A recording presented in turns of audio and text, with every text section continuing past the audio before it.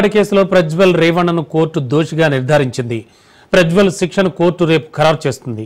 తీర్పుతో కోర్టు హాల్లోనే రేవణ కుప్పకూలిపోయాడు. రేప్ కేసులో మాజీ ప్రధాని దేవేగౌడ మనవడు ప్రజ్వల్ను కోర్టు దోషిగా తేల్చింది. కర్ణాటకలోని హసన్ నియోజకవర్గం నుంచి ఎంపీగా ప్రజ్వల్ ప్రాతినిధ్యం వహించాడు. గత పార్లమెంట్ ఎన్నికల్లో ప్రజ్వల్ ఓటమి చెందాడు. ప్రజ్వల్పై రేప్ కేసుతో గౌడ ఫ్యామిలీ అభాసు పాలైంది.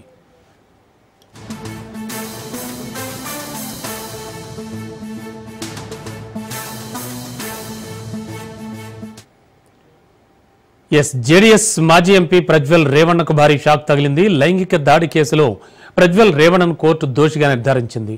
ఇదే అంశానికి సంబంధించి లేటెస్ట్ ఇన్ఫో అందించడానికి మా కరెస్పాండెంట్ సైదులు సిద్ధంగా ఉన్నారు. సైదులు, ప్రజ్వల్ రేవణ కేసు అప్పట్లో చాలా సంచలనం సృష్టించింది.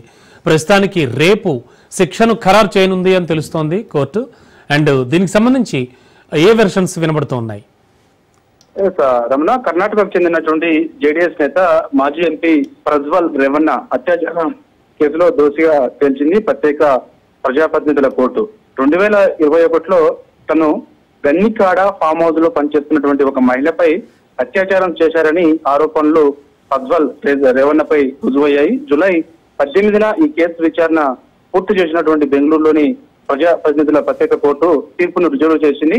ఈ రోజు తీర్పును ప్రకటించింది. అయితే శిక్ష ఖరారు మాత్రం రేపు ప్రకటన చేసే అవకాశం ఉంది. రేపు ప్రకటన చేస్తారు 10 గంటలకి.